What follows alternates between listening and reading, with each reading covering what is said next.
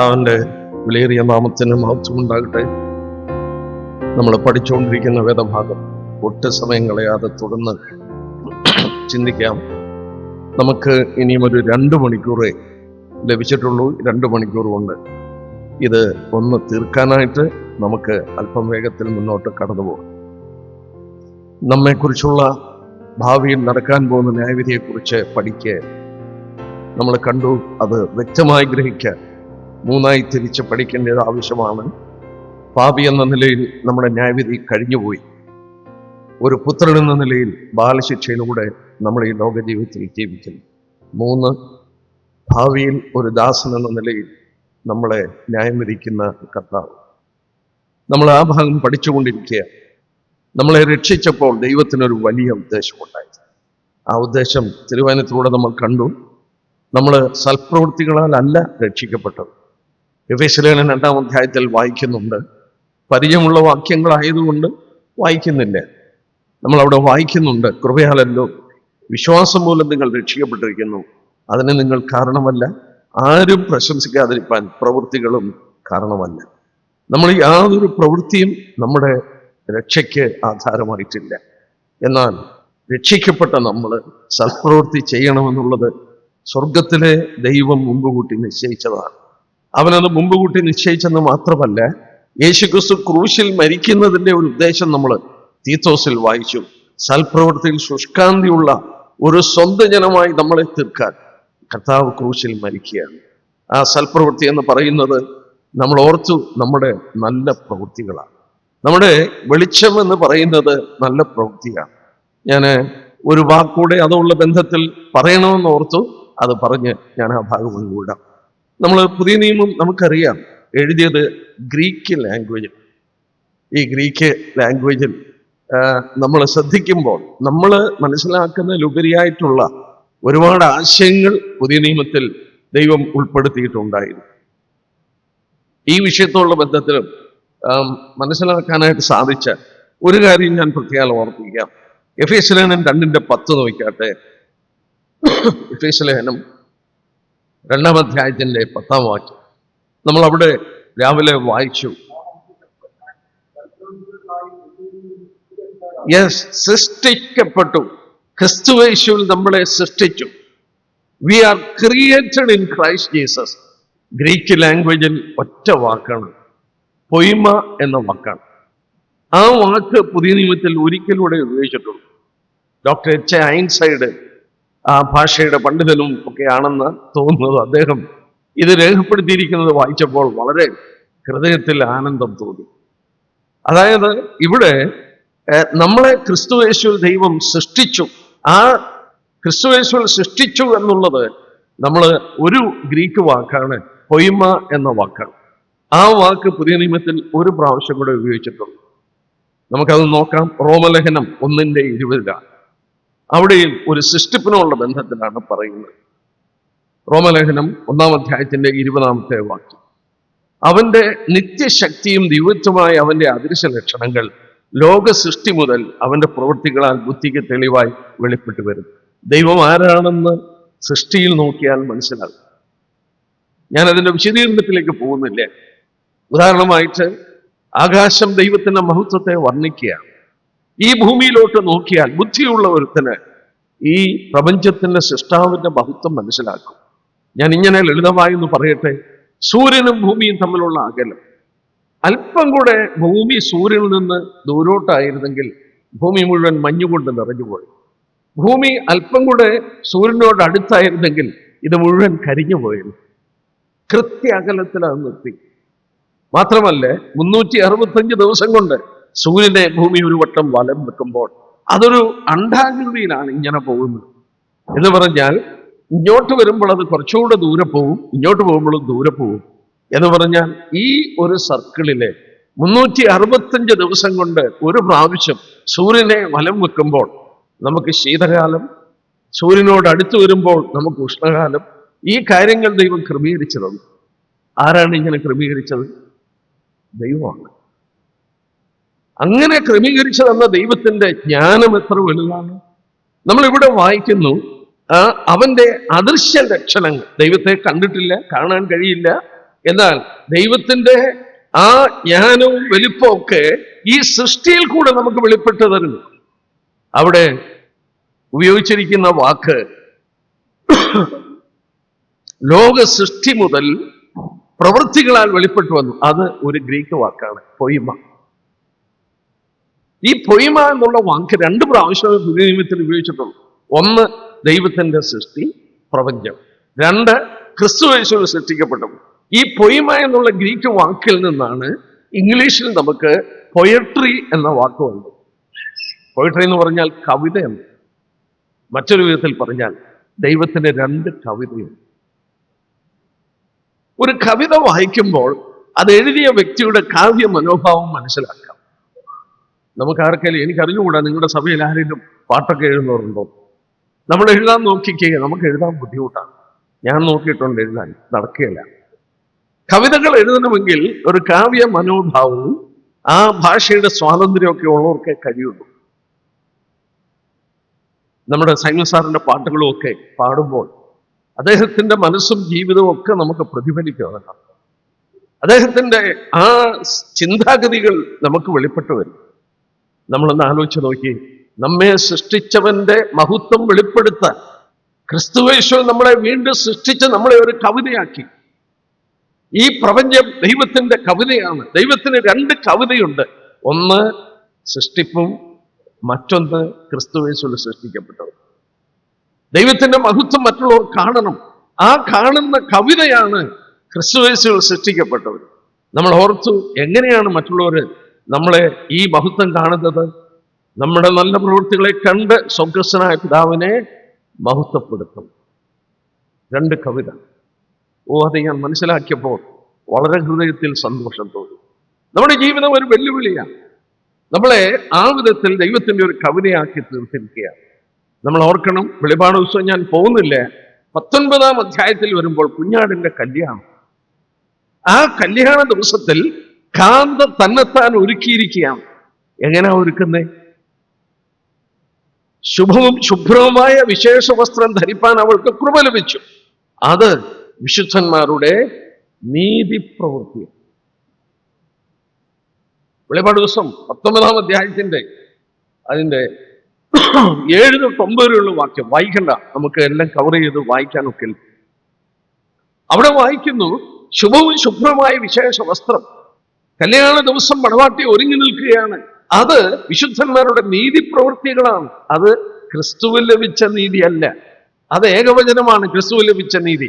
ഇത് നമ്മുടെ നീതി പ്രവൃത്തി കൊണ്ട് നമ്മൾ അലങ്കരിക്കുകയാണ്. കർത്താവിന്റെ ദിവസത്തിൽ നമ്മൾ അവന്റെ സന്നിധിയിൽ നിൽക്കുമ്പോൾ അലങ്കൃതയായി നിൽപ്പാൻ ഈ നീതി പ്രവൃത്തികൾ നമ്മളെ അനുവദിക്കും. ഏതെങ്കിലും വിധത്തിൽ അതവിടെ പ്രതിഫലിക്കും. ഈ വ്യത്യാസം കാണാൻ സാധിക്കും എന്നുള്ളതിന് തർക്കമില്ല. നമ്മൾ ഓർക്കണം, നമ്മൾ ഓർത്തതുപോലെ നമ്മൾ തിന്നാലും കുടിച്ചാലും എന്ത് ചെയ്താലും എല്ലാം അവന്റെ മഹത്വത്തിൽ, വാക്കിനാലോ ക്രിയാലോ എന്ത് ചെയ്താൽ നമ്മളെക്കുറിച്ച് ആഗ്രഹിക്കുന്നത്, നമ്മൾക്ക് കഴിവുള്ളത്. മറിയെക്കുറിച്ച് പറയുന്നുണ്ട്, അവൾ തന്നാൽ ആവത് ചെയ്തു. She had done what she could. എനിക്ക് ചെയ്യാൻ കഴിഞ്ഞതിലുപരി എന്നോട് ചോദിക്കില്ല. എനിക്ക് ചെയ്യാൻ കഴിയുന്നത് ഞാൻ ചെയ്യേണ്ടത് ആവശ്യമാണ്. കർത്താവ് നമ്മെ അതിനായി വളരെ സഹായിക്കട്ടെ എന്ന് ആത്മാർത്ഥമായി ഞാൻ പ്രാർത്ഥിക്കുക.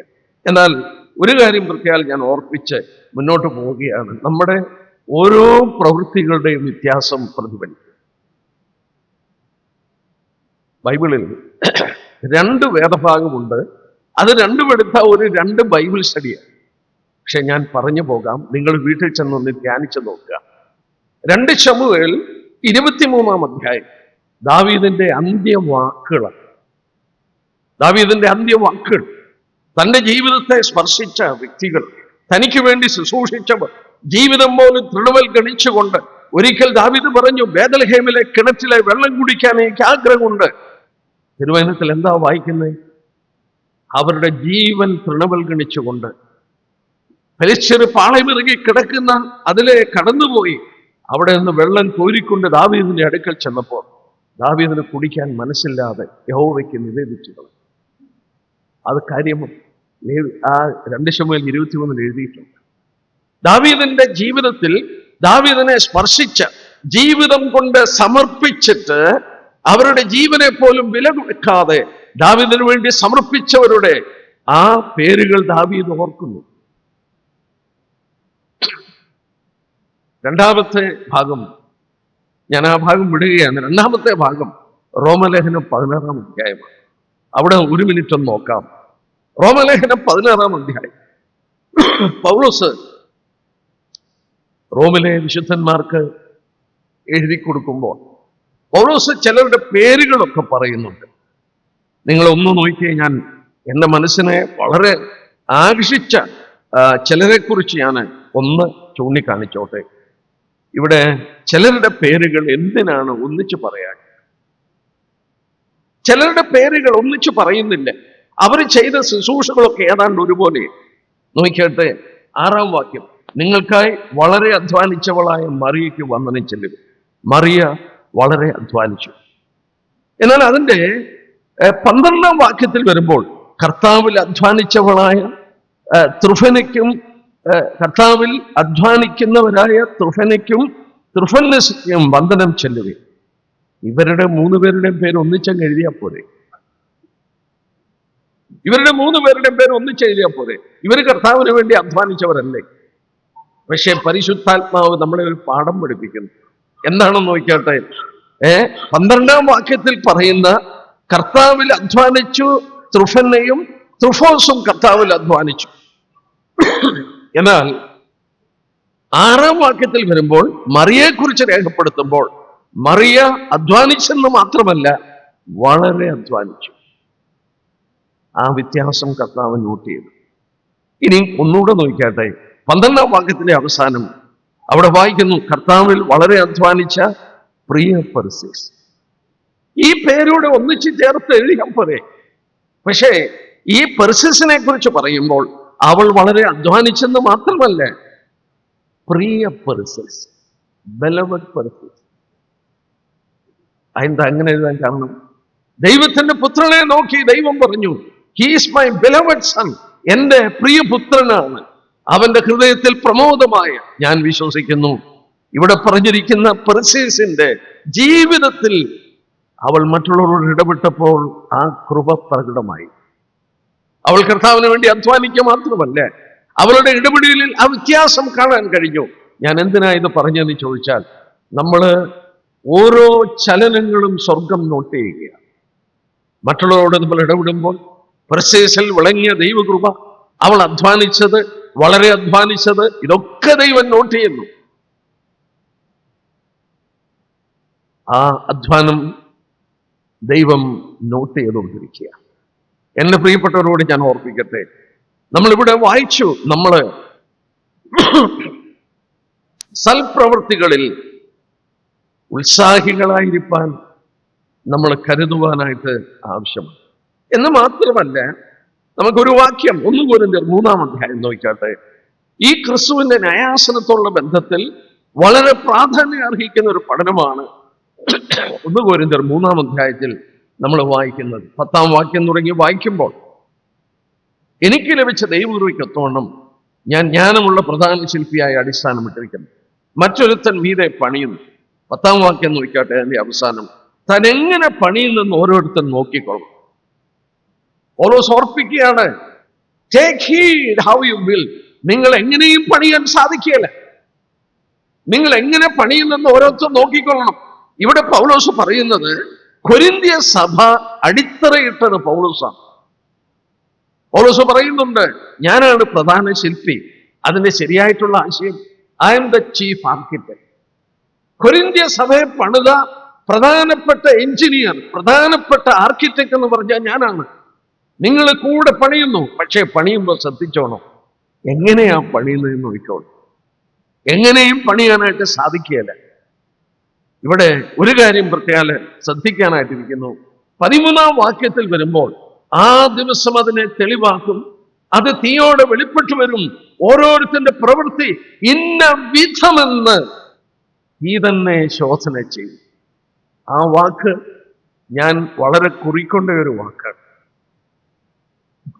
ക്രിസ്തുവിന്റെ ന്യായാസനത്തിന് മുന്നിൽ പരിശോധിക്കുമ്പോൾ ഓരോരുത്തന്റെ പ്രവൃത്തി ഇന്ന വിധമെന്ന് തീ ശോധന ചെയ്യും. what sort it is. ഞാൻ ബാലനായിരുന്നു. ഞാൻ വളർന്നത് ഒരു ഗ്രാമപ്രദേശത്ത്. അതാണ് ഈ ചേത്തക്കൽ എന്ന് പറയുന്ന ഗ്രാമപ്രദേശം. സ്കൂളിലൊക്കെ പഠിക്കുന്ന ബാലനായി നിക്കറൊക്കെ ഇട്ട് നടക്കുന്ന പ്രായം. വർഷത്തിൽ ഒരിക്കലേ മാതാപിതാക്കൾ ഡ്രസ്സ് എടുത്ത് തരത്തും. സ്കൂളിൽ തുറക്കുന്നതിന് മുമ്പ് ഞങ്ങൾക്ക് സ്കൂളിൽ പോകാനും അന്നത്തെ വർഷത്തിൽ വേണ്ട ഡ്രസ്സൊക്കെ എടുത്തരും, ഷർട്ടും നിക്കറും ഒക്കെ എടുത്ത്. ഞാൻ താമസിക്കുന്ന ആ പ്രദേശത്തൊന്നും തുണിക്കടകളില്ല. തുണിയെടുക്കാനായിട്ട് ഒന്നുകിൽ കുമ്മനാട്ട് പോകും, അല്ലെങ്കിൽ തിരുവല്ലായി പോകും. നിങ്ങൾ ചിലരെ കണ്ടു കാണും, തിരുവല്ലായിലെ ആ കവലയിൽ ഇന്നും ഒരു കടയുണ്ട്, TC മാത്യു. ആ കടയിൽ ഞാൻ ബാലനായിട്ടിരിക്കുമ്പോൾ ഒരു സംഭവം നടന്നു. ഞാൻ അവിടെ ഇരിക്കുകയാണ്. എൻ്റെ മാതാപിതാക്കളോട് ഈ കടയുടെ ഉടമസ്ഥൻ ഒരു തുണിയിൽ നിന്നൊരു നൂല് ഇങ്ങോട്ട് ഊരിയെടുത്തിട്ട് തീപ്പെട്ടി കത്തിച്ച് ആ നൂല് തീയുടെ അടുക്ക് കൊണ്ടുപോയി. ഞാൻ നോക്കിയപ്പോൾ അത് ഉരുകിപ്പോയി. അന്നാണ് നൈലോൺ എന്ന് പറയുന്ന ഡ്രസ്സർ. നൈലോൺ അത് ആർട്ടിഫിഷ്യലാണ്. നൈലോൺ, ആ നൈലോണിന്റെ നൂല് ഇങ്ങനെ ഉരുകിപ്പോയി. എന്നാൽ വേറെ ഒരു ഡ്രസ്സ് കോട്ടണിൽ നിന്നൊരു നൂലെടുത്ത് തീയിൽ കൊണ്ടുവന്നപ്പോൾ അത് കരിഞ്ഞുപോയി, ചാമ്പലായിപ്പോയി. തീ കൊണ്ട് ശോധന ചെയ്തത് ഇത് കോട്ടനാണോ, ഇത് നൈലോണോ? ഇവിടെ നമ്മൾ വായിക്കുന്നു, ഈ ലോക ജീവിതം കഴിഞ്ഞ് നമ്മൾ കർത്താവിന്റെ സമയത്ത് ചെല്ലുമ്പോൾ നമ്മുടെ പ്രവൃത്തികൾ ഏത് വിധമാണെന്ന്, വാട്ട് സോർട്ട് ഇറ്റ് ഈസ്, തീ കൊണ്ട് ശോധന ചെയ്യും. മറ്റു വിധത്തിൽ പറഞ്ഞാൽ അതിന്റെ വലുപ്പമല്ല നോക്കുന്നത്, ഇത് നൈലോണാണോ, ഇത് cotton. The quality of our work, നാം ചെയ്യുന്ന പ്രവൃത്തിയുടെ ആ യാഥാർത്ഥ്യം, സത്യസന്ധത, അതിന്റെ ക്വാളിറ്റി എങ്ങനെയുള്ളതായിരുന്നു എന്ന് തീ ശോധന ചെയ്യുക. ഞാൻ ഓർപ്പിക്കട്ടെ, എല്ലാ പ്രവൃത്തിക്കും പ്രതിഫലം കിട്ടത്തില്ല. 2 സഭയെ ഞാൻ എടുത്ത് കാണിക്കാം. ബൈബിളിൽ നിന്ന്, പുതിയ നിയമത്തിൽ നിന്ന് 2 സഭയെ എടുത്ത് കാണിക്കാം. ഈ 2 സഭയ്ക്കും 3 കാര്യങ്ങൾ കോമൺ ആയിട്ടുണ്ട്.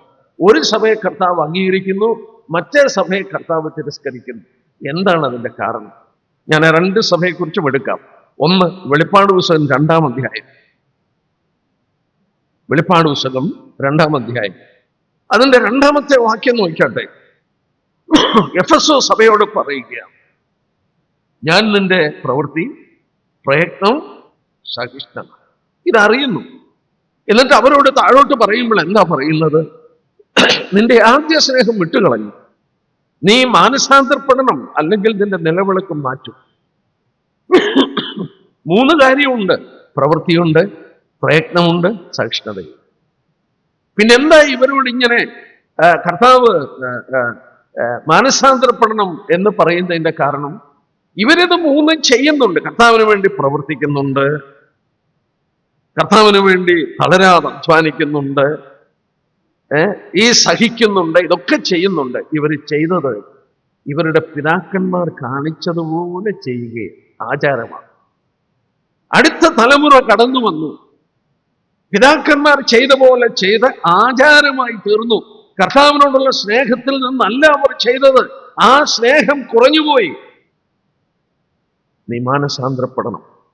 ഈ 3 കാര്യങ്ങൾ നോട്ട് ചെയ്തു. ഇനി വേറെ ഒരു സഭയെ നോക്കാം. തെസ്സലോനിക്ക സഭയെന്ന് നോക്കട്ടെ. 1 തെസ്സലോനിയർ 1-ാം അധ്യായം. 1 തെസ്സലോനിയർ 1-ാം അധ്യായം. ആ 1-ാം അധ്യായത്തിന്റെ 2-3 വാക്യം നോക്കാം. ഞങ്ങളുടെ പ്രാർത്ഥനയിൽ നിങ്ങളെ സ്മരിച്ചുകൊണ്ട് നിങ്ങളുടെ വിശ്വാസത്തിന്റെ വേലയും സ്നേഹപ്രയത്നവും നമ്മുടെ കർത്താവായ യേശുക്രിസ്തുവിനെ കുറിച്ചുള്ള പ്രത്യാശയുടെ സ്ഥിരതയും. അവിടെ നോക്കിയേ, വേലയുണ്ട്, പ്രയത്നമുണ്ട്, സഹിഷ്ണുതയും. ഈ സഭയ്ക്ക് ഈ 3 കാര്യമുണ്ട്. ഈ സഭയെക്കുറിച്ച് പറയുമ്പോൾ ഇവര് മാതൃകാ സഭയാണെന്ന് ബൈബിള് തന്നെ രേഖപ്പെടുത്തിയിട്ടുണ്ട്. അതിന്റെ 8-ാം വാക്യം നോക്കിയേ, അങ്ങനെ നിങ്ങൾ മക്കെദോനിയയിൽ ആഖായിലും വിശ്വസിക്കുന്നവർക്ക് എല്ലാവർക്കും മാതൃകയായി തീർന്നു. ഈ തെസ്സലോനിക്ക സഭ മാതൃക സഭയാണ്. 2-ാം അധ്യായത്തിൽ വരുമ്പോഴും അവിടെ വായിക്കുന്നു 14-ാം വാക്യം, ദൈവസഭകൾക്ക് നിങ്ങൾ അനുകാരികളായി തീർന്നു. ഈ തെസ്സലോനിക്ക സഭയ്ക്ക് 3 കാര്യമുണ്ട്: പ്രയത്നമുണ്ട്, പ്രവൃത്തിയുണ്ട്, സഹിഷ്ണുതയുണ്ട്. എഫെസോ സഭയ്ക്കുമുണ്ട്. ഈ സഭയെ കർത്താവ് അംഗീകരിക്കുമ്പോൾ മറ്റേ സഭയെ കർത്താവ് എന്താ അംഗീകരിക്കാത്തത്? അവരോട് പറഞ്ഞു, നിന്റെ ആദ്യ സ്നേഹം വിട്ടു. ഇവിടെ നോക്കാട്ടെ, ഇവിടെ പറയുമ്പോൾ ഇവരുടെ പ്രയത്നം എന്തോ പ്രയത്നമാ? സ്നേഹപ്രയത്നം. Your labour is out of love. നീ അധ്വാനിക്കുന്നത് എന്നോടുള്ള സ്നേഹം മൂലമാണ്. നീ സഹിക്കുന്നത് എന്നിലുള്ള വിശ്വാസം മൂലമാണ്. പിതാക്കന്മാർ കാണിച്ചത് പിന്തുടരുന്നത് കൊണ്ടല്ല, നിന്റെ പ്രയത്നം സ്നേഹപ്രയത്നമാണ്. സൗരീസോന്മാരെ, ഇതൊരു വെല്ലുവിളിയാണ്. എഫെസോസ് സഭ ഈ പ്രയത്നവും പ്രവൃത്തിയും സഹിഷ്ണുതയൊക്കെ ഉണ്ട്, പക്ഷേ കർത്താവ് അംഗീകരിക്കുന്നില്ല. കർത്താവ് അവരോട് പറഞ്ഞു, നീ മാനസാന്തരപ്പെട്ടില്ലെങ്കിൽ ഞാൻ നിലവിളക്ക് മാറ്റും. എന്നാൽ തെസ്സലോനിക്ക സഭ മറ്റുള്ളവർക്ക് മാതൃകയായി തീർന്ന ഒരു സഭയാണ്. ആ സഭയ്ക്ക് ഈ പ്രവൃത്തിയും പ്രയത്നവും സഹിഷ്ണുതയുണ്ട്. 2-3 വാക്യത്തിൽ വായിക്കുന്നു, അവര് പ്രയത്നിക്കുന്നത് സ്നേഹത്തിൽ നിന്നാണ്, കർത്താവിനോടുള്ള സ്നേഹത്തിൽ നിന്നാണ്. പൗലോസ് പറഞ്ഞ വാക്ക് ഓർമ്മയില്ലേ? സ്നേഹമില്ലെങ്കിൽ ഒരു പ്രയോജനമില്ല. ഈ ശരീരം ചുടുവാൻ ഏൽപ്പിച്ചാലും എനിക്കുള്ളതൊക്കെ അന്നദാനം ചെയ്താലും അതിൽ കൂടുതലൊന്നും ഒരു മനുഷ്യനെ ചെയ്യാനൊക്കില്ല. സ്നേഹമില്ലെങ്കിൽ ഒരു പ്രയോജനം. തീ കൊണ്ട് ശോധന ചെയ്യുന്നത് ഏത് വിധമാണ് നമ്മുടെ പ്രവൃത്തി? നമ്മൾ കർത്താവിനെ ശുശ്രൂഷിക്കുന്നു, കർത്താവിനെ സ്നേഹിക്കുന്നു. അതിന്റെ മോട്ടീവ്സ്, അതിന്റെ ഉദ്ദേശങ്ങളൊന്നും ഇന്ന് വെളിപ്പെട്ടിട്ടില്ല. ഞാനിവിടെ നിന്ന് പ്രസംഗിക്കുമ്പോൾ നിങ്ങൾ പറയും, അയ്യോ ഭക്തനായ ഒരു മനുഷ്യൻ, വളരെ ഭക്തനായ ഒരു മനുഷ്യൻ. കർത്താവിനെ എൻ്റെ ഹൃദയം അറിയത്തുള്ളൂ. ഞാൻ എന്തിനാ കർത്താവിനെ സേവിക്കുന്നു? എന്താണ് എൻ്റെ ഹൃദയത്തിൻ്റെ ഉള്ളിലെ ചിന്തകള്? ബൈബിളിൽ രേഖപ്പെടുത്തിയിരിക്കുന്നു. നമ്മുടെ പ്രവൃത്തികൾ ശോധന ചെയ്യും. ക്രിസ്തുവിന് ന്യായാസനത്തിന് മുമ്പിൽ വാട്ട് സോർട്ട് ഇറ്റ് ഈസ്, ഏത് വിധമായ പ്രവൃത്തിയാണെന്ന് അവിടെ ശോധന ചെയ്യുന്ന ഒരു ദിവസമുണ്ട്. നമ്മൾ കണ്ടു, 2 സ്ഥലസഭ എടുക്കുന്നു. സഹോദരന്മാരെ, നമ്മൾ പ്രവർത്തിച്ചിട്ടും പ്രതിഫലം കിട്ടാതെ പോകും. നമ്മുടെ കർത്താവ് പഠിപ്പിച്ചൊരു ഭാഗം ഞാൻ എടുത്തോട്ടെ. മത്തായിയുടെ സുവിശേഷം 6-ാം അധ്യായം എടുത്താൽ നമ്മുടെ കർത്താവിന്റെ വാക്കുകൾ തന്നെ. മത്തായിയുടെ സുവിശേഷം 6-ാം അധ്യായം. അവിടെ കർത്താവ് നമ്മുടെ ജീവിതത്തോടുള്ള ബന്ധത്തിൽ നമ്മൾ നോക്കിയാട്ടെ. 6-ാം അധ്യായത്തിന്റെ 1-ാം വാക്യം, മനുഷ്യർ കാണേണ്ടതിന് നിങ്ങളുടെ നീതിയെ അവരുടെ മുമ്പിൽ ചെയ്യാതിരിപ്പാൻ സൂക്ഷിപ്പിൻ, അല്ല ഞാൻ സ്വർഗത്തിലുള്ള നിങ്ങളുടെ പിതാവിന്റെ പക്കൽ നിങ്ങൾക്ക് പ്രതിഫലമില്ല. അല്ലെങ്കിൽ പ്രതിഫലമില്ല. നിങ്ങൾ കൊടുക്കുകയൊക്കെ ചെയ്യുന്നുണ്ട്, പക്ഷെങ്കിൽ അത് മനുഷ്യർ കാണേണ്ടതിനും നിങ്ങൾക്ക് അംഗീകാരം കിട്ടുന്നതിനും വേണ്ടിയാണ് ചെയ്യുന്നതെങ്കിൽ നിങ്ങൾക്ക് പ്രതിഫലം കിട്ടിപ്പോയി. പിതാവിന്റെ സന്നിധിയിൽ പ്രതിഫലമില്ല. 2-ാം വാക്യം, ഭിക്ഷ കൊടുക്കുമ്പോൾ മനുഷ്യർ താൻ മാന ലഭിപ്പാൻ പള്ളിയിലും വീതികളിലും കപടഭക്തർ ചെയ്യുന്ന പോലെ കാഹളം ഊതരുത്. താഴോട്ട് വായിക്കുമ്പോൾ നാം വായിക്കുന്നു, രഹസ്യത്തിൽ കാണുന്ന പിതാവ് നിങ്ങൾക്ക് പ്രതിഫലം തരും. ഭിക്ഷ കൊടുക്കുമ്പോൾ. പിന്നെ പ്രാർത്ഥിക്കുമ്പോൾ 5-ാം വാക്യം, നിങ്ങൾ പ്രാർത്ഥിക്കുമ്പോൾ മനുഷ്യർ വിളങ്ങേണ്ടതിന്റെ പള്ളിയിലും തെരുക്കോളിലും നിന്ന് പ്രാർത്ഥിക്കരുത്, അവർക്ക് പ്രതിഫലം കിട്ടിപ്പോയി എന്ന് ഞാൻ സത്യമായി നിങ്ങളോട് പറയുന്നു. നീയോ പ്രാർത്ഥിക്കുമ്പോൾ അറയിൽ കടന്ന് വാതിലടച്ച് രഹസ്യത്തിൽ തന്റെ പിതാവിനോട് പ്രാർത്ഥിക്കാം. രഹസ്യത്തിൽ കാണുന്ന നിന്റെ പിതാവ് നിനക്ക് പ്രതിഫലം തരും. പ്രാർത്ഥനയ്ക്ക് പ്രതിഫലമുണ്ട് കേട്ടോ. സൗര്യന്മാര് കൂടുതൽ പ്രാർത്ഥിക്കുന്നവരാണ്. സൗര്യന്മാരും പ്രാർത്ഥിക്കണം. പ്രാർത്ഥനയ്ക്ക് പ്രതിഫലമുണ്ട്. രഹസ്യത്തിൽ പ്രാർത്ഥിക്കുന്നു. പിതാവിന്റെ സന്നിധിയിൽ കഥകൾ അടച്ചിരുന്ന് പ്രാർത്ഥിക്കുന്നു. രഹസ്യത്തിൽ കാണുന്ന പിതാവ് പ്രതിഫലം തരും. മനുഷ്യർ കാണേണ്ടതിനാണ് ഞാൻ പ്രാർത്ഥിക്കുന്നതെങ്കിൽ കർത്താവ് പറഞ്ഞു പ്രതിഫലം കിട്ടിപ്പോയി. പിന്നീട് കൊടുക്കുമ്പോൾ, ഉപവസിക്കുമ്പോൾ 16-ാം വാക്യം, ഉപവസിക്കുമ്പോൾ നിങ്ങൾ കപടഭക്തിക്കാരെ പോലെ വാടിയ മുഖം കാണിക്കരുത്. അവർ ഉപവസിക്കുന്നത് മനുഷ്യർക്ക് വിളങ്ങേണ്ടതിന് മുഖം വിരൂപമാക്കും. അവർക്ക് പ്രതിഫലം കിട്ടിപ്പോയി. ഭിക്ഷ കൊടുക്കുമ്പോൾ, പ്രാർത്ഥിക്കുമ്പോൾ, ഉപവസിക്കുമ്പോൾ രഹസ്യത്തിൽ കാണുന്ന പിതാവിന്റെ മുന്നിൽ നമ്മുടെ മഹത്വത്തിനാണ് നമ്മൾ ചെയ്യുന്നതെങ്കിൽ പ്രതിഫലമില്ല.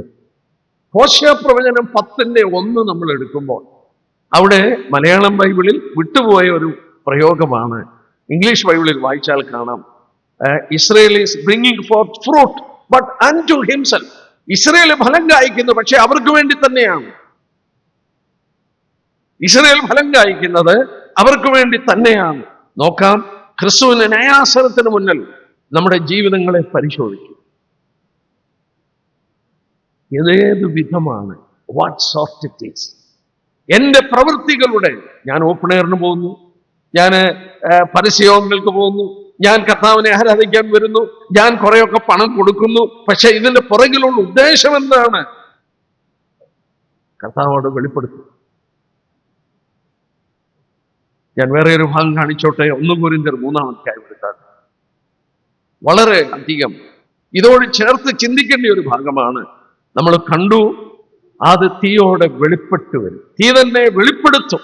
അത് ഏത് വിധമാണെന്നുള്ളത് ശോധന ചെയ്യാൻ പോവുകയാണ്. 1 കൊരിന്ത്യർ 3-ാം അധ്യായം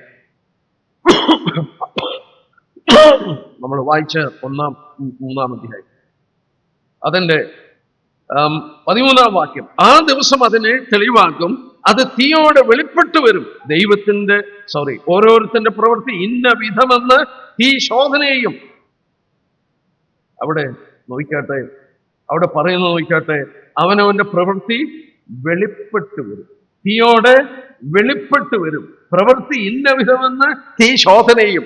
വെളിപ്പെട്ടു വരും, റിവീൽ ചെയ്യും. നമ്മളെ ശിക്ഷിക്കാനല്ല. പക്ഷേ നമ്മളിവിടെ ജീവിച്ചതും നമ്മളിവിടെ പ്രവർത്തിച്ചതിന്റെ ഉദ്ദേശങ്ങളൊക്കെ വെളിപ്പെടുത്തും. 12-ാം വാക്യത്തിലുണ്ട്, വെളിപ്പെടുത്തും. അവനവന്റെ പ്രവൃത്തി വെളിപ്പെട്ടു വരും.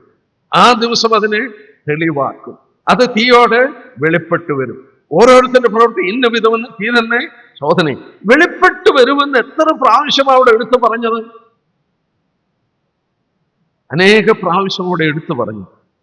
12-ഉം 13-ഉം വാക്യത്തിൽ അനേക പ്രാവശ്യം എടുത്തു പറഞ്ഞു, അത് വെളിപ്പെട്ടു വരും. 1 കൊരിന്ത്യർ 4-ാം അധ്യായം നമ്മൾ തുറന്നിരിക്കുന്ന ആ പേജ് തന്നെ.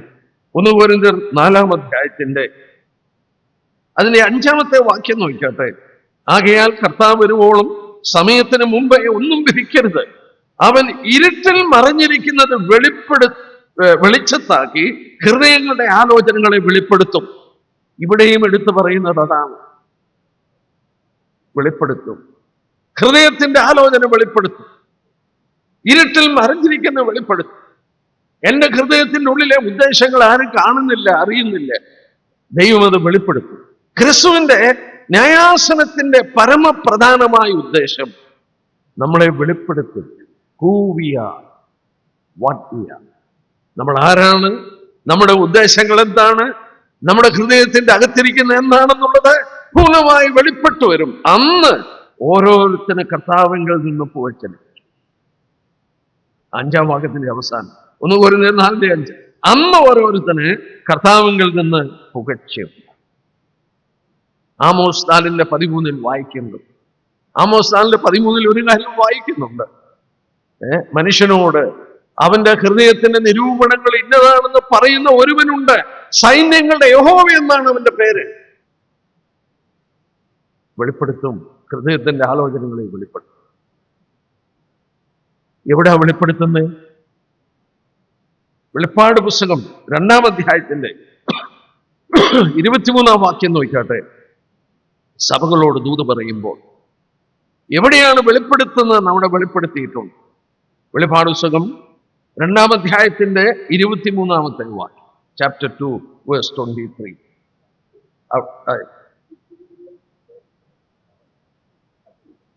സകല സഭകളും അറിയും. മതി, ഞാൻ ഉൾപ്പുകളെയും ഹൃദയങ്ങളെയും ആരായുന്നവനെന്ന് സകല സഭകളും അറിയും. മനുഷ്യനോട് അവന്റെ നിരൂപണം ഇന്നതെന്ന് പറയുന്ന ഒരുത്തനുണ്ട്. സൈന്യങ്ങളുടെ യഹോവ എന്നാണ് അവന്റെ പേര്. ആ ദിവസം അതിനെ തെളിവാക്കും, മറഞ്ഞിരിക്കുന്നത് വെളിപ്പെടുത്തും. എന്റെ ഉദ്ദേശങ്ങൾ അവിടെ വെളിപ്പെടും. എഫെസോസ് സഭയെ കർത്താവ് പരിശോധിച്ചപ്പോൾ അവർ പ്രവർത്തിക്കുന്നൊക്കെയുണ്ട്. പക്ഷേ പ്രവൃത്തിയൊക്കെ ആചാരമായിട്ടാണ് ചെയ്യുന്നത്. അവർക്ക് പ്രതിഫലമില്ല. തെസ്സലോനിക്ക സഭ സ്നേഹത്തിന്റെ പ്രയത്നമാണ്. അവരെ കർത്താവ് അംഗീകരിച്ചു. മാതൃകയാണ് നിങ്ങൾ എന്ന് പറഞ്ഞു. നമ്മള് കർത്താവിനെ ആരാധിക്കുന്നതും കർത്താവിനെ ശുശ്രൂഷിക്കുന്നതും കർത്താവിന് കൊടുക്കുന്നതുമൊക്കെ അവനോടുള്ള സ്നേഹം മൂലമാണോ?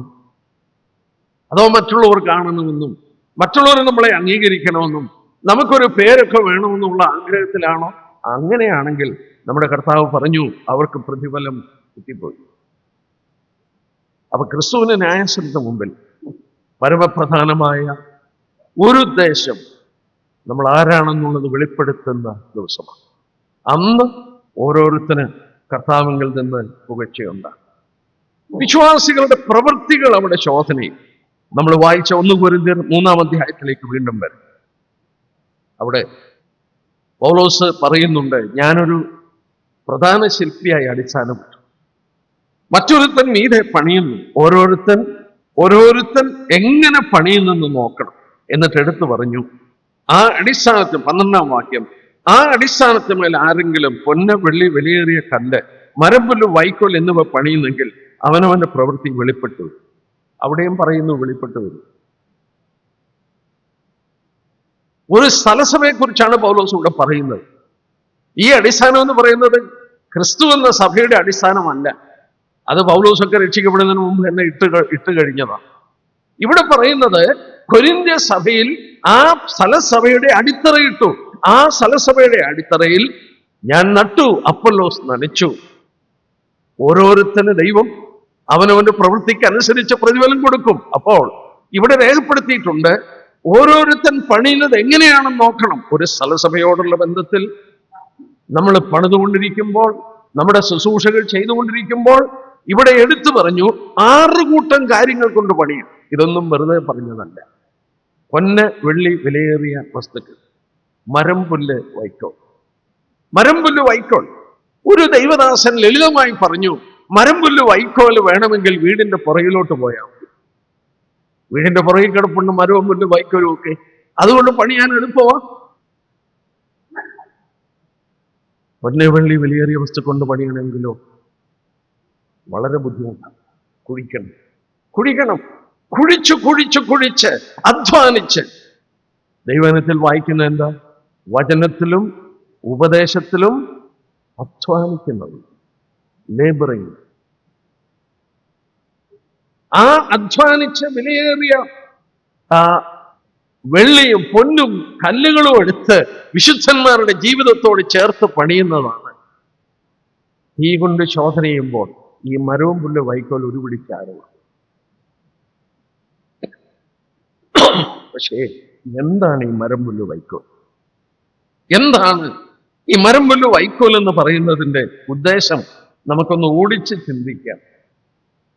നമ്മൾ ഓർക്കണം, പൊന്ന് സമാഗമന കൂടാരത്തിൽ നോക്കിയാൽ ദൈവത്തിന്റെ മന്ദിരം, ഞാൻ നിങ്ങളുടെ മധ്യത്തിൽ വസിപ്പാൻ ഒരു ആലയം ഉണ്ടാക്കും. അങ്ങോട്ട് കയറിയാൽ അതിന് വേറെ ഒരു പേര് കൊടുത്തിട്ടുണ്ട്, ഹൗസ് ഓഫ് ഗോൾഡ്. എന്താ അങ്ങനെ പറയാൻ കാരണം? തിരിഞ്ഞ് ഭിത്തിയാ നോക്കിയേ, ഭിത്തി മുഴുവൻ പലക സ്വർണം പൊതിഞ്ഞിരിക്കുക. മുന്നോട്ട് നോക്കിയാൽ അവിടെ ഇരിക്കുന്ന ഓരോ ഉപകരണങ്ങളും തങ്കം പൊതിഞ്ഞിരിക്കുക. ഒന്നുകിൽ തങ്കം പൊതിഞ്ഞിരിക്കുക, അല്ലെങ്കിൽ തനി തങ്കമാണ്. അതുകൊണ്ട് അതിന് പേര് പറഞ്ഞു ഹൗസ് ഓഫ് ഗോൾഡ്. ദൈവത്തിന്റെ വീട് സ്വർണം കൊണ്ടുണ്ടാക്കിയതാണ്. വേണ്ട, പുത്തനെരുശലേം എന്നെടുത്തേ, അതിന്റെ വീതി വരെ സ്വച്ഛ സ്ഫടികതുല്യമായ തങ്കമാണ്. ഈ തങ്കം എന്തിനെ കാണിക്കുന്നു?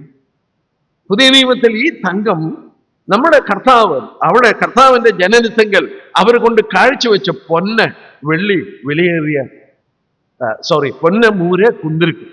ആ പൊന്ന് ദൈവപുത്രന്റെ ദൈവത്വം, ഡീറ്റി ഓഫ് ക്രൈസ്റ്റ്, അവൻ തരുന്ന നീതിയെ വരച്ചു കാണിക്കുന്നതാണ്. ഡിവൈൻ റൈച്ചസ്നസ്, ക്രിസ്തുവിനെ കാണിക്കുന്നതാണ് പൊന്ന്. വെള്ളി എന്തിനെ കാണിക്കുന്നു? വീണ്ടെടുപ്പിനെ കാണിക്കുന്നു. യഹൂദൻ 1/2 ശേക്കെൽ വെള്ളി വീണ്ടെടുപ്പിലെയായി കൊടുക്കണം. സമാഗമന കൂടാരം, ദൈവത്തിന്റെ മന്ദിരം, ആ മന്ദിരം പണിതിരിക്കുന്നത് 5 ടൺ വെള്ളിക്കട്ടയിൽ. വെള്ളിക്കട്ടകൾ ഇങ്ങനെ ഉണ്ടാക്കി അതിലാണ് ഈ പലകൾ ഇറക്കി വെക്കുന്നത്. വെള്ളിക്കട്ടകൾ എന്ന് പറഞ്ഞാൽ ഈ വെള്ളിയാണ് ദൈവഭവനത്തിന്റെ ഫൗണ്ടേഷൻ. അത് കർത്താവിന്റെ വീണ്ടെടുപ്പിനെ കാണിക്കുന്നു. വീണ്ടെടുപ്പിൽ പത്രോസിനോട് പറഞ്ഞു, ഞാൻ എൻ്റെ സഭയെ പണിയും. കർത്താവും ജീവിച്ചിരിക്കുമ്പോൾ സഭയുടെ പണി തുടങ്ങിയിട്ടില്ല. അവൻ മരിച്ചുയർക്കാതെ സഭയുടെ അടിത്തറ വരത്തില്ല. അവൻ മരിച്ചുയർത്ത ശേഷമാണ് സഭയുടെ പണി തുടങ്ങുന്നത്. വിലയേറിയ കല്ലുകളോ, വിലയേറിയ കല്ലുകൾ. അഹരോന്റെ മാർവിൽ 12 കല്ലുണ്ട്, അഹരോന്റെ തോളിൽ 2 കല്ലുണ്ട്. ഈ വിലയേറിയ കല്ലുകൾ ഉണ്ടാകുന്നത് ഭൂമിക്കടിയിൽ പ്രഷർ കൊണ്ടും ചൂട് കൊണ്ടും കാർബണും മറ്റും ഡയമണ്ടും ഓരോ വജ്രങ്ങളൊക്കെ ആയി മാറുകയും. സോന്മാരെ, അതിന്റെ അടിസ്ഥാന ഘടകം കാർബണ, കരിയ. ഒരു കട്ട കരി എടുത്തു വെച്ചു, ഒരു ഡയമണ്ടും എടുത്തു വെച്ചു. ഏതെങ്കിലും ഒരെണ്ണം എടുത്തോളാൻ പറഞ്ഞാൽ നമ്മൾ എന്തോ എടുക്കും? ആ ഡയമണ്ട് എടുത്തു. നമ്മൾ എത്ര ആർഗ്യൂ ചെയ്യുക, ബ്രദറെ ഇതിന്റെ അടിസ്ഥാന ഘടകവും കാർബണ, നമ്മൾ എടുക്കത്തില്ല. സോന്മാരെ, ആത്മാവ് നമ്മളെ രൂപാന്തരപ്പെടുത്തുക, പരിശുദ്ധാത്മാവ് നമ്മളിൽ പ്രവർത്തിക്കുക, ദൈവാത്മാവ് നമ്മളിൽ പ്രവർത്തിച്ച് ദൈവത്തിന്റെ പുത്രനെ പോലെ നമ്മളെ ആക്കി തീർക്കുകയാണ്. ആ രൂപാന്തരം സംഭവിക്കുന്നു ചൂട് കൊണ്ടും പ്രഷർ കൊണ്ടും. ഈ ഭൂമിക്കടിയിലുള്ള ഈ കാർബണൊക്കെ അത് ഡയമണ്ടും അതുപോലെ വിലയേറിയ കല്ലുകളൊക്കെ ആയി മാറുന്ന പോലെ ഈ ഭൂമിയിൽ കരിക്കട്ടകളായിരുന്ന നമ്മളെ പരിശുദ്ധാത്മാവ് തന്റെ പുത്രനെ പോലെ ആക്കി തീർക്കുക. ഇത് 3 പ്രവൃത്തി. മരം, പുല്ല്, വൈക്കോൽ. ഇസ്രായേൽ മക്കളുടെ ദൈവം പറഞ്ഞപ്പോൾ സമാഗമന കൂടാരം കതിരുമരം കൊണ്ടൊക്കെയാണ് ഉണ്ടാക്കിയത്. പക്ഷേ ഒരു തടിയുടെ കഷണം അതിൽ കാണാൻ അനുവദിച്ചില്ല. ഒരു തടിയുടെ കഷണം കാണാൻ അനുവദിച്ചില്ല. ഈ മരവും പുല്ലും വൈക്കോലും ഒക്കെ സ്വാഭാവികമായി കിളുത്തു വരുന്നത്, ജഡത്തിൽ നിന്ന് കിളുത്തു വരുന്നതാ നമ്മുടെ വാക്വൈഭവം. പക്ഷെ ഒരു കാറ്റടിച്ചാൽ മതി, ഇതെല്ലാം കൂടെ പറന്നുപോകും. ഒരു തീ മതി, അത് മുഴുവൻ ചുട്ടുപോകും. ക്രിസ്തീയ ശുശ്രൂഷയിൽ ഞാനിങ്ങനെ പലപ്പോഴും ചിന്തിക്കും, എത്ര പണിയാൻ കഴിയും? ഈ പൊന്നു വെള്ളി വിലയേറിയ വസ്തുക്കളെ കൊണ്ട് പണിതാൽ എത്ര പണിയാണ്? ആത്മാക്കളുള്ള ബന്ധത്തിൽ ചെയ്യുന്ന പണി. ആ പണിക്ക് കഷ്ടപ്പെടണം, വചനം പഠിക്കണം, വചനം ധ്യാനിക്കണം, വചനം ഇരുന്ന് അധ്വാനിക്കണം. പഠിച്ച് അധ്വാനിച്ച് ദൈവമക്കൾ അതെടുത്ത് വിശുദ്ധന്മാരുടെ ജീവിതത്തിൽ പണിയുമ്പോൾ, ക്രിസ്തുവിന്റെ ന്യായാസനത്തിന് മുമ്പിൽ നിൽക്കുമ്പോൾ ഓരോരുത്തന്റെ പണി ഇന്നതെന്ന് തീ ശോധനയും. എന്താണ് ഈ തീ? വചനത്തിൽ 2 കാര്യത്തിന് തീ ഉപയോഗിച്ചിട്ടുണ്ട്. ഒന്ന്, ദൈവത്തിന് തന്നെ പറഞ്ഞിട്ടുണ്ട്. ആവർത്തനം 4:24 ദൈവം ദഹിപ്പിക്കുന്ന അഗ്നി. വെളിപ്പാട് 1:4 അവന്റെ കണ്ണ് അഗ്നിജ്വാല. രണ്ടാമത്, ഈ തീ ദൈവവചനത്തിന് ഉപയോഗിച്ചിട്ടുണ്ട്. യെരമ്യാവ് 23:29 വേണേ ഒന്ന് വായിച്ചു. യെരമ്യാവ് 23:29 അവിടെ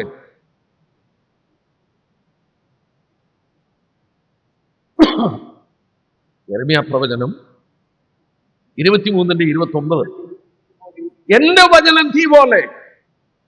നമ്മുടെ കർത്താവ് പറഞ്ഞത് നമ്മൾ കഴിഞ്ഞ ദിവസം ചിന്തിച്ചു. ഞാൻ നിങ്ങളോട് പറഞ്ഞ വചനം തന്നെ നിങ്ങളെ ശോധന ചെയ്യും, തീ കൊണ്ട് ശോധന ചെയ്യും. അവൻ പറഞ്ഞ വചനം നമ്മളെ പരിശോധിക്കും. ദൈവം തന്നെ നമ്മളെ ശോധന ചെയ്യും. നമ്മൾ എബ്രായലേഖനം 4:13 വായിച്ചില്ലേ? അവന്റെ മുന്നിൽ നഗ്നവും മലർന്നവുമാണ്. ആ കണ്ണുകളുടെ മുന്നിൽ ഒന്നും മറയ്ക്കാൻ സാധ്യമല്ല. തീ കൊണ്ട് ശോധന ചെയ്യും. അവൻ നമ്മളെ പരിശോധിക്കുന്ന ദിവസം. അന്ന് മരം, പുല്ല്, വൈക്കോല് കൊണ്ട് പണിതൊക്കെ കത്തിപ്പോകുമ്പോൾ ആത്മാക്കളോടുള്ള ബന്ധത്തിൽ പണിതിട്ടുള്ള പണികൾ അത് നിലനിർത്തും. അത് ഈ പരിശോധനയുടെ ഫലമായി അവിടെ നിൽക്കും. അതിന് പ്രതിഫലങ്ങൾ കിട്ടും. മൂന്നാമത്, നമ്മുടെ വിശ്വസ്തത പരിശോധിക്കുന്ന ഒരു സ്ഥലമായിരിക്കും ഈ ക്രിസ്തുവിന്റെ ന്യായാസനം. നമ്മളെ തിരുവചനത്തിൽ വായിക്കുന്നുണ്ട്. നമ്മളെ ഇവിടെ നമുക്ക് നോക്കാം.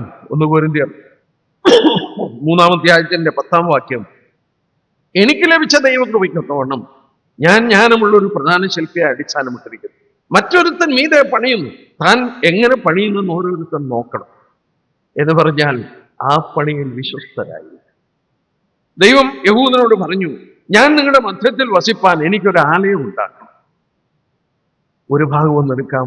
എബ്രായലേഖനം 3:2 മോശയാണ് ഈ സമാഗമന കൂടാരം പണിയുന്നതിന്റെ ചുമതല എടുത്തത്. നാം 3:2 എന്താ വായിക്കുന്നത്?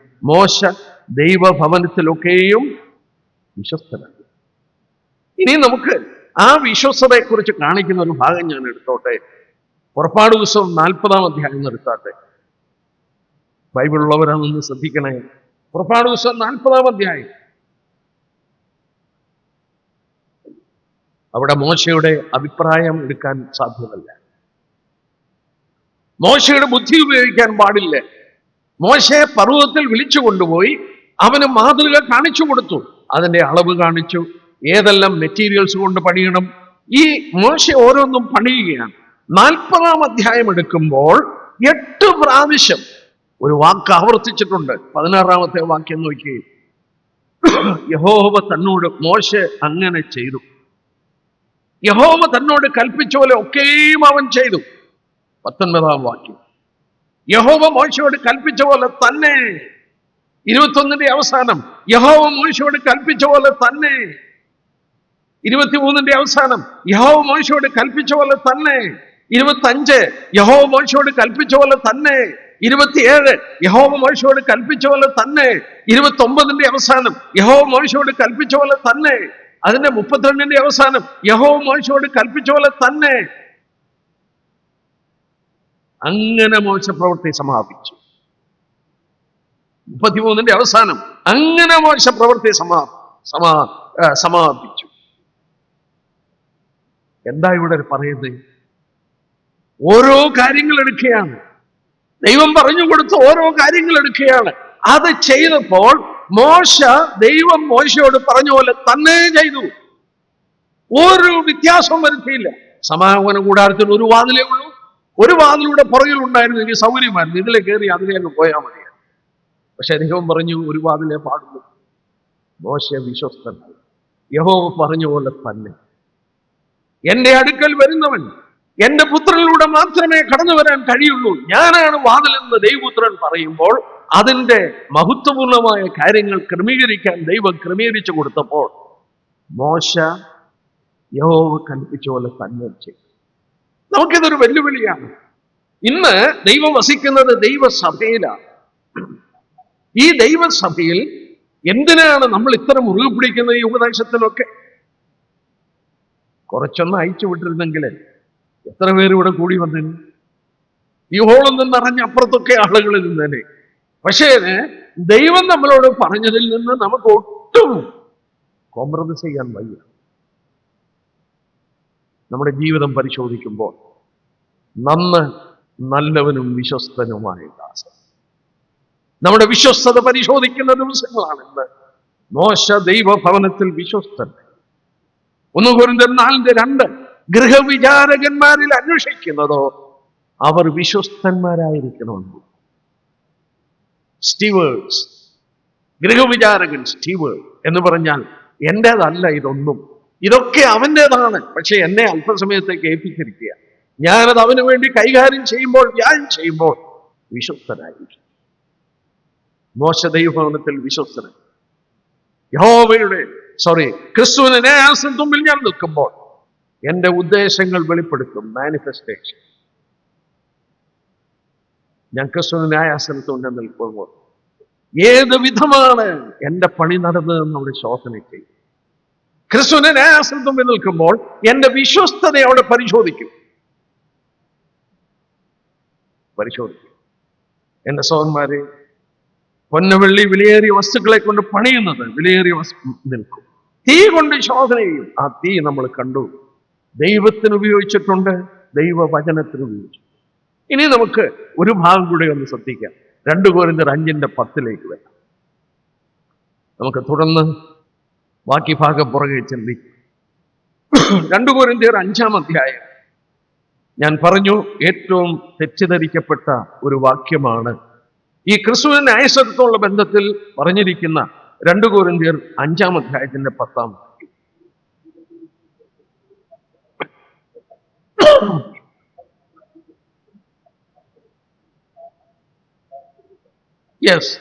അവിടെ എന്താ പരിശോധിക്കുന്നത്? നല്ലതാണോ തീയതാണോ? ഇംഗ്ലീഷിൽ വായിച്ചാൽ ഗുഡ് ഓർ ബാഡ്. എന്താ അതിന്റെ ആശയം? അനേകർ ചിന്തിച്ചിരിക്കുന്നത് അവിടെ പരിശോധിക്കുന്നത് ചെയ്തത് പാപമാണോ വിശുദ്ധിയാണോ എന്നുള്ളത്. അങ്ങനെ ഒരു ആശയമേ ഇവിടെ ഇല്ല. ഞാൻ ഗ്രീക്ക് പഠിക്കാൻ ശ്രമിച്ച ഒരാളാണ്.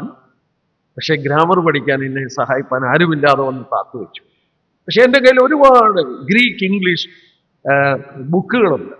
എന്നെ ഏറ്റവും സഹായിക്കുന്ന ഒരെണ്ണം കീ സ്റ്റഡി ബൈബിൾ എന്ന് പറയുന്ന ഗ്രീക്ക് ഹീബ്രു ലാംഗ്വേജിന്റെ നോട്ട്സുകൾ തന്നിട്ടുള്ള ഒരു ബൈബിളും.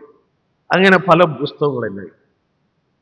ഈ വിഷയം ഞാൻ എടുത്തു വെച്ച് നോക്കി, എന്താണ് പൗലോസ് പരിശുദ്ധാത്മാവിടെ ഉദ്ദേശിച്ചത്? പരിശോധിക്കുന്നത് നല്ലതാണോ തീയതാണോ? പലരും ചിന്തിക്കുന്നത് ശരിയാണോ പാപമാണോ പാപമല്ലയോ എന്ന് പരിശോധിക്കുക. അങ്ങനെ ഒരു ആശയമില്ല. പാപത്തിന്റെ കാര്യമേ ക്രിസ്തുവിന്റെ ന്യായത്തിന് മുമ്പിൽ പരിശോധിക്കുന്നില്ല. പിന്നെ എന്താ ഇവിടെ പറയുന്നത്? നമുക്കൊന്ന് നോക്കാം. അതായത് തീയതെന്നുള്ള വാക്കെടുക്കാം. 10-ാം വാക്യത്തില് അവനൻ ചെയ്തത് നല്ലതാകിലും തീയതാകിലും. തീയത് എന്നുള്ളത് ഇംഗ്ലീഷിൽ ബാഡ് എന്നാണ്. പക്ഷെങ്കിൽ ഗ്രീക്ക് ലാംഗ്വേജിൽ എങ്ങനെയാണ്? ഒറിജിനൽ ലാംഗ്വേജിൽ പാപത്തിന് 2 വാക്ക് പുതിയ നിയമത്തിലുണ്ട്. ആ 2 വാക്ക് ഇവിടെ ഉപയോഗിച്ചിട്ടില്ല. ആ 2 വാക്ക് ഞാൻ ഹീബ്രു ഗ്രീക്ക് സ്റ്റഡി ബൈബിളിൽ നിന്ന് എടുത്തതാണ് ഈ പഠനം. ഹീബ്രു ഗ്രീക്ക് സ്റ്റഡി ബൈബിൾ എൻ്റെ കയ്യിലുണ്ട്, കീ സ്റ്റഡി ബൈബിൾ. അതിനകത്ത് ഞാൻ നോക്കിയപ്പോൾ കാക്കോസ് എന്നും ഫെനീറോസ് എന്നുള്ള 2 വാക്കാണ് പാപത്തിന് ഉപയോഗിക്കുന്നത്. കാക്കോസ് എന്ന് പറഞ്ഞാൽ ബാഡ് ഇൻ ക്യാരക്ടർ, സ്വഭാവത്തിൽ മോശമായ ചീത്തയായ. ഫെനീറോസ് എന്ന് പറഞ്ഞാൽ ആക്റ്റീവ് ഫോം ഓഫ് ഇവിൾ, അതായത് ദുഷ്ടപ്രവൃത്തികൾ. അതിൽ നിന്നാണ് പ്രോണോഗ്രഫി എന്നൊക്കെ ഉള്ള വാക്കുകൾ വരുന്നത്. ഫെനീറോസ്. ആ 2 വാക്കും പൗലോസോട് ഉപയോഗിച്ചില്ല, പരിശുദ്ധാത്മ ഉപയോഗിച്ചില്ല. തീയതിന് ഉപയോഗിച്ചിരിക്കുന്ന വേറെ ഒരു ഗ്രീക്ക് വാക്കാണ്. ആ വാക്ക് പോളോസ്, PHAULOS. പോളോസ്. ഈ തീയതെന്നുള്ളത് പോളോസ് എന്ന വാക്കാണ്. പോളോസ് എന്ന വാക്കിന്റെ അർത്ഥം ഞാൻ ഹീബ്രു ഗ്രീക്ക് സ്റ്റഡി ബൈബിളിൽ നിന്ന് എടുത്തത്. അതുപോലെ ആദ്യം വായിക്കാം. Someone or something good for nothing, from which nothing good can come out. Worthless, unimportant, ഒരു ഗുണവുമില്ല. ആ വാക്കിന്റെ അർത്ഥം ഇങ്ങനെയാണ്: someone or something good for nothing. ഒരു പ്രയോജനവുമില്ലാത്തവൻ, ഒരു ഗുണവും അതിൽ നിന്ന് വരുന്നില്ല. ആ വാക്കിന്റെ അർത്ഥമാണ്. നമ്മളെ രക്ഷിച്ചത് എന്തിനാണ്? സ്വർഗത്തിന്റെ കൺമുമ്പിൽ ജീവിക്കാൻ ഒരു ജീവിതം തന്നു. വല്ല ഗുണമുണ്ടോ എന്റെ ജീവിതം കൊണ്ട്? അവിടെ പരിശോധന ഞാൻ പാപം ചെയ്തോ ഇല്ലയോ എന്നുള്ളതാണ്.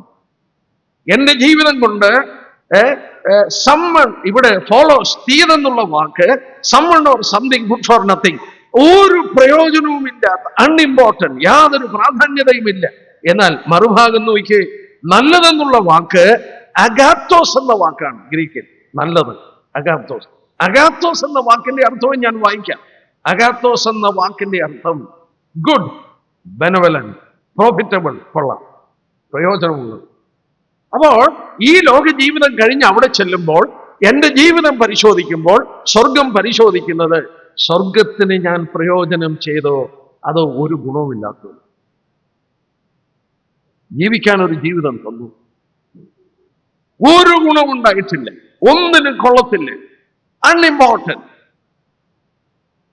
അതോ അവൻ പ്രയോജനമുള്ളവനാണോ? അതാണ് ഇവിടെ പറയുന്നത്. ഇവിടെ പറഞ്ഞിരിക്കുന്ന ആശയം അതാണ്. ക്രിസ്തുവിന്റെ ന്യായാസനത്തിന് മുമ്പിൽ ഞാൻ നിൽക്കുമ്പോൾ എന്റെ ജീവിതത്തെ പരിശോധിക്കുന്നത് പ്രയോജനമുള്ള ജീവിതമായിരുന്നോ പ്രയോജനമില്ലാത്ത ജീവിതമായിരുന്നോ? പൗലോസ് ഭയപ്പെട്ടു. പൗലോസ് പാപത്തെ ഒന്നുമല്ല ഭയപ്പെട്ടത്. പൗലോസ് ഭയപ്പെട്ടത് ഞാൻ വായിക്കാം. 1 കൊരിന്ത്യർ 9-ാം അധ്യായം എടുത്താട്ടെ. 1 കൊരിന്ത്യർ 9-ാം അധ്യായം. 1 കൊരിന്ത്യർ 9-ാം അധ്യായം. 1 കൊരിന്ത്യർ 9-ാം അധ്യായത്തിന്റെ 26-ഉം 27-ഉം വാക്യം. പൗലോസ് ഭയപ്പെട്ടു. ആകയാൽ ഞാൻ നിശ്ചയമില്ലാതെ വണ്ണമല്ല ഓടുന്നത്, ആകാശെ കുത്തുന്ന പോലെയുമല്ല ഞാൻ മുഷ്ടിയുദ്ധം ചെയ്യുന്നത്. മറ്റുള്ളവരോട് പ്രസംഗിച്ച ശേഷം ഞാൻ തന്നെ കൊള്ളരുതാത്തവനായി പോകാതിരിക്കേണ്ടതിന് എന്റെ ശരീരത്തെ ദണ്ഡിപ്പിച്ച് അടിമയാക്കും. പൗലോസ് പറഞ്ഞു, ഞാനും അവിടെ നിൽക്കും, നാം എല്ലാവരും ക്രിസ്തുവിന്റെ ന്യായസഭയിൽ നിൽക്കും. എന്റെ ജീവിതം പരിശോധിച്ചിട്ട് കൊള്ളരുതാത്തവനായി ഞാൻ പോകരുത്. ഇംഗ്ലീഷിൽ വായിച്ചാൽ ചില ഇംഗ്ലീഷ് ലാംഗ്വേജിൽ castaway, that I should not be a castaway. ഞാൻ എന്നെ കൊള്ളരുതാത്തവനായി പോകരുത്. പണ്ഡിതന്മാർ അതിനെക്കുറിച്ച് ഇങ്ങനെ പറയുന്നു, അത് ഉപയോഗിച്ചിരിക്കുന്നത് കൊല്ലന്റെ ആലയിൽ നമ്മൾ ചെന്നാൽ, പഴയ കൊല്ലന്മാരുടെ ആലയിൽ ചെന്നാൽ അവര് തീക്കകത്ത് ഇരുമ്പ് കഷ്ണങ്ങൾ വെച്ച് ചൂടാക്കി അമ്മിക്കല്ലിൽ വെച്ച് അടിച്ച് പരത്തുമ്പോൾ ചില ഇരുമ്പ് കഷ്ണമൊക്കെ ഇങ്ങനെ അടന്നു വീഴും. അവര് കൊടിലുകൂട്ടി അതെടുത്ത് മൂലയ്ക്കോട്ട് കയറുകയും ആ മൂലയ്ക്ക് അങ്ങനെ കുറെ ഇരുമ്പ് കഷ്ണത്തിന്റെ കൂന കാണാം. അവരോട് നമ്മൾ ചോദിക്കുക, കൊല്ലനോട് ചോദിക്കുക, അതെടുത്ത് ഉപയോഗിക്കത്തില്ലേ എന്ന് ചോദിച്ചാൽ കൊല്ലൻ എന്നോ പറയും, കൊള്ളത്തില്ല, കൊള്ളത്തില്ല, അതിന്റെ ടെമ്പർ പോയി. അതേ ആശയം ആ പൗലോസോട് പറയും. ഞാൻ പ്രസംഗിച്ച് നടന്നിട്ട് എന്റെ ജീവിതത്തെ പരിശോധിക്കുന്ന അന്ന് ഞാൻ കൊള്ളരുതാത്തവനായി പോകരുത്. I should not be a castaway.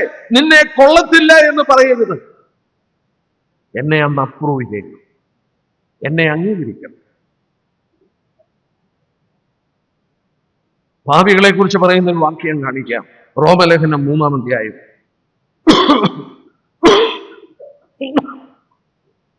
റോമലേഖനം 3-ാം അധ്യായത്തിന്റെ 12-ാമത്തെ വാക്യം. റോമലേഖനം 3-ാം അധ്യായത്തിന്റെ കൊള്ളരുതാത്തവരായി, വഴിതെറ്റി കൊള്ളരുതാത്തവരായി ഒരു ദൈവദാസൻ ഇങ്ങനെ രേഖപ്പെടുത്തി, അൺപ്രോഫിറ്റബിൾ. ചീഞ്ഞുപോയ പച്ചക്കറിക്ക് ഉപയോഗിക്കുന്ന വാക്കാണ്. സൗരിമാരെ, അടുക്കളയിലുള്ള പച്ചക്കറി ചീഞ്ഞുപോയാൽ പിന്നെ വെല്ലത്തിനും ഉപയോഗിക്കുമോ? എടുത്ത് കളയത്തേ ഉള്ളൂ. പാപികളെ നോക്കി ദൈവം പറയുകയാണ്, അവരെല്ലാവരും അൺപ്രോഫിറ്റബിൾ. ദൈവമക്കളെ വീണ്ടും ജനിപ്പിച്ച് ദൈവത്തിന്റെ ആത്മാവിനെ ഉള്ളിൽ നൽകി നമ്മൾ ദൈവത്തിന് പ്രയോജനമുള്ളവരായി തീരാൻ ദൈവം ആഗ്രഹിക്കുമ്പോൾ പൗലോസ് പറയുകയാണ്, ഞാൻ പ്രസംഗിച്ച് നടന്നിട്ട് ഞാൻ കൊള്ളരുതാത്തവനായി പോകരുത്. ക്രിസ്തുവിന്റെ ന്യായാസനത്തിന് മുന്നിൽ പരിശോധിക്കുന്നത് കൊള്ളാമോ കൊള്ളത്തില്ലേ, പ്രോഫിറ്റബിൾ ഓർ അൺപ്രോഫിറ്റബിൾ, ഫോളോസ് ഓർ അഗാത്തോസ്. പാപം എന്നുള്ള വിഷയമല്ല അവിടെ പരിശോധിക്കുന്നത്. ഈ ശരീരം കൊണ്ട് ചെയ്തത് പ്രയോജനമുള്ളതായിരുന്നു. പൗലോസ് എന്ത് ചെയ്തു? പൗലോസ് ചെയ്ത കാര്യം പറയാം. പൗലോസ് 2 കാര്യങ്ങൾ ചെയ്തു. നമുക്ക് ആ 2 വാക്യം ഒന്ന് വായിക്കാം. 1 കൊരിന്ത്യർ 9-ാം അധ്യായം. 1 കൊരിന്ത്യർ 9-ാം അധ്യായത്തിന്റെ 27-ാം വാക്യം നോക്കട്ടെ. മറ്റുള്ളവരോട് പ്രസംഗിച്ചിട്ട് കൊള്ളരുതാത്തനായി പോകാതിരിക്കേണ്ടതിന് എന്റെ ശരീരത്തെ ദണ്ഡിപ്പിച്ച് അടിമയാക്കും, ഡിസിപ്ലിൻ ചെയ്തു. ശരീരത്തെ ഡിസിപ്ലിൻ ചെയ്തു, തീർന്നില്ല. 2 കൊരിന്ത്യർ 10 എടുത്തേ. 2 കൊരിന്ത്യർ 10. പൗലോസ് തന്റെ ശരീരത്തെ ഡിസിപ്ലിൻ ചെയ്യുക മാത്രമല്ല, 2 കൊരിന്ത്യർ 10-ാം അധ്യായത്തിന്റെ 5-ാമത്തെ വാക്യം നോക്കി. 10-ാം അധ്യായത്തിന്റെ 5-ാം വാക്യം.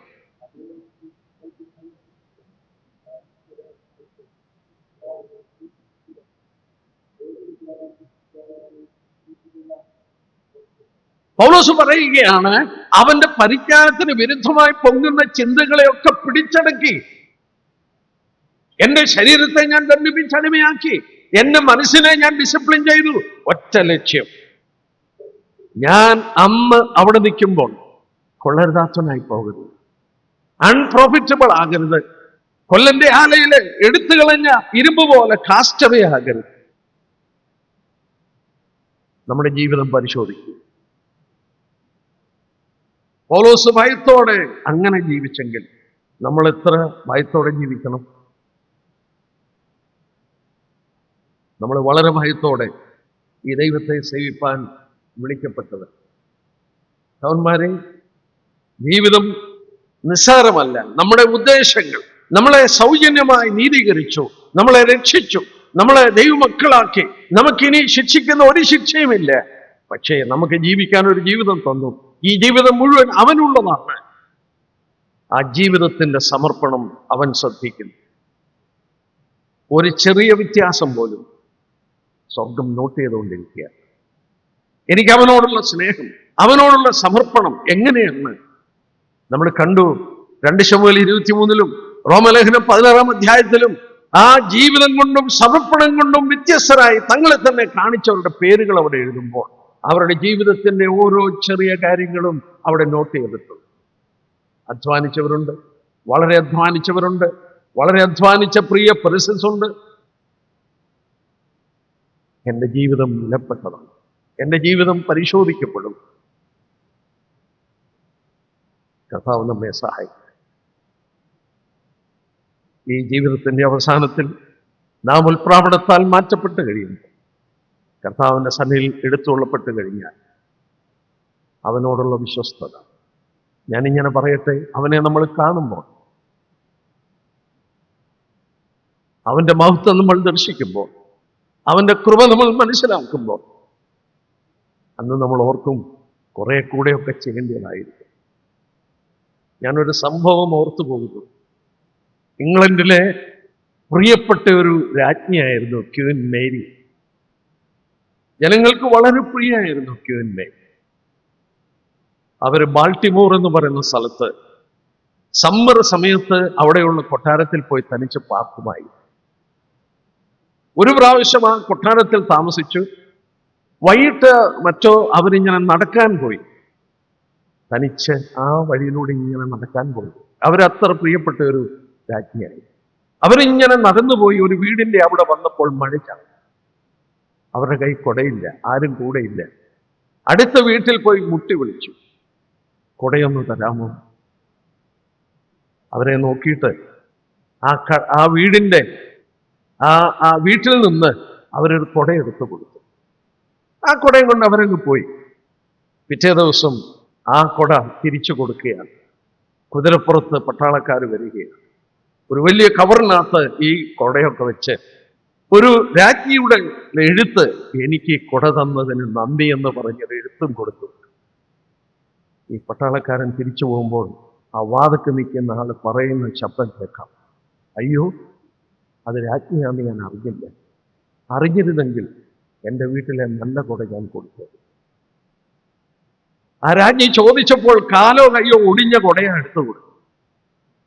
Had I known it was the queen, I would have given the best. അവൾ രാജ്ഞിയാണെന്ന് ഞാൻ അറിഞ്ഞിരുന്നെങ്കിൽ വീട്ടിലെ നല്ല കൊട കൊടുത്തേനെ. ഒരിക്കൽ കർത്താവിനെ അവന്റെ മഹത്വത്തിൽ നമ്മൾ ദർശിക്കും. അന്ന് നമ്മൾ പലതും കൊടുക്കാൻ ആഗ്രഹിക്കും. വേണ്ട. ഒരു കാര്യം ഞാനൊന്ന് ചൂണ്ടിക്കാണിച്ചോട്ടെ. നമ്മുടെ കർത്താവിനെ അടക്കുന്ന സമയം മർക്കോസിന്റെ സുവിശേഷമാണെന്ന് തോന്നുന്നു. യെസ്, കർത്താവിന്റെ ശവസംസ്കാരം. ഒരു കൂട്ടം സ്ത്രീകൾ തീരുമാനിച്ചു കുറച്ച് സുഗന്ധവർഗം മേടിച്ചവനെ പൂശണം. മർക്കോസിന്റെ സുവിശേഷം 16-ാം അധ്യായം നോക്കിയാട്ടെ. ശബത്ത് കഴിഞ്ഞ ശേഷം മഗ്ദലക്കാരത്തി മറിയയും യാക്കോവിന്റെ അമ്മ മറിയയും ശലോമയും ചെന്ന് അവനെ പൂശേണ്ടതിന് സുഗന്ധവർഗം വാങ്ങി. ആഴ്ചവട്ടത്തിന്റെ 1-ാം നാൾ അധികാലത്ത് സൂര്യൻ ഉദിക്കപ്പോൾ അവർ കല്ലറയ്ക്കൽ ചെന്നു. കല്ലറയുടെ വാതിക്കൽ നിന്ന് നമുക്ക് വേണ്ടി 6 കല്ലുരുട്ടിക്കളയുമെന്ന് പറഞ്ഞു. കല്ലുരുട്ടിക്കളഞ്ഞതായി കണ്ടു. താഴോട്ട് എന്താ വായിക്കുന്നേ? അവർക്ക് പൂശാൻ കഴിഞ്ഞില്ല. അവനിവിടെ ഇല്ല, അവൻ ഉയർന്നു. അവിടെ ഇരിക്കുന്നു വെള്ള നിലയങ്കി ധരിച്ച 2 ബാല്യക്കാർ. ഭ്രമിക്കേണ്ട, ക്രൂശിക്കപ്പെട്ട യേശു ഉയർത്തെഴുന്നേറ്റിരിക്കുന്നു. ഈ സുഗന്ധവർഗങ്ങൾ കൊണ്ട് നേരത്തെ പൂശിയിരുന്നെങ്കിൽ, എന്നാൽ നമ്മളൊരു മറിയെ വായിക്കുന്നു, സ്വച്ഛ ജഡമാംസി തൈലം, വിലയേറിയ തൈലം. 1 വർഷത്തിന്റെ അധ്വാനത്തിന്റെ വിലയാണ് അവിടെ കയ്യിലിരിക്കുന്ന തൈലം. കർത്താവിന്റെ കാൽക്കൽ അത് പൊട്ടിച്ച് അവനെ അത് പൂശുമ്പോൾ നമ്മുടെ കർത്താവ് എന്താ പറഞ്ഞത്? എന്റെ ശവസംസ്കാരത്തിന് മുമ്പോടിയായി ഇവളത് ചെയ്തു. ലോകം മുഴുവൻ ഇത് പ്രസംഗിക്കുമെന്ന് പറഞ്ഞു. അവന്റെ വില അവൾ മനസ്സിലാക്കി. അവന്റെ പാദത്തിലിരുന്ന് പഠിച്ചപ്പോൾ അവന്റെ ക്രൂശമരണത്തെ കുറിച്ച് അവൾ മനസ്സിലാക്കി. അവളുടെ വിലയേറിയ ജഡമാംസ തൈലം പൊട്ടിച്ചവനെ അഭിഷേകം ചെയ്തു, പൂശി. തന്റെ ശവസംസ്കാരത്തിന് മുമ്പ് കൂട്ടി അവൾ ചെയ്തു. വേറെ ഒരു കൂട്ടം സ്ത്രീകള് സുഗന്ധവർഗമൊക്കെ മേടിച്ചോണ്ട് ചെല്ലുകയാണ്. കല്ലറയ്ക്കകത്ത് തുറന്നിട്ട് വീണ്ടും പൂശാൻ നടന്നില്ല. ഈ കർത്താവിനെ അവന്റെ മഹത്വത്തിൽ ദർശിക്കുന്ന ഒരു ദിവസമുണ്ട്. അന്ന് പലതും നമുക്ക് ചെയ്യണമെന്ന് തോന്നും, പക്ഷെ നടക്കില്ല. ബാൾട്ടിമോറിലെ ക്വീൻ മേരി ഒരു കൊട ചോദിച്ചപ്പോൾ ഒടിഞ്ഞ കൊട എടുത്തു കൊടുത്തു. രാജ്ഞിയാണെന്ന് മനസ്സിലായ ദിവസം കരയുകയാണ്. അയ്യോ, അത് രാജ്ഞിയാണെന്ന് ഞാൻ അറിഞ്ഞിരുന്നെങ്കിൽ എൻ്റെ കയ്യിലെ നല്ല കുട ഞാൻ കൊടുത്തേക്കും. ഈ കർത്താവിൻ്റെ മഹത്വം ഇന്നും മനസ്സിലാക്കി നമുക്ക് സമ്പൂർണമായി അവന് വേണ്ടി സമർപ്പിക്കാം, അവൻ്റെ മഹത്വത്തിന് ജീവിക്കാം. തുടർന്നൊരു ക്ലാസ് കൊണ്ട് നമുക്ക് തീർക്കാൻ നോക്കാം. അവൻ്റെ വലിയ നാമം മഹത്വം.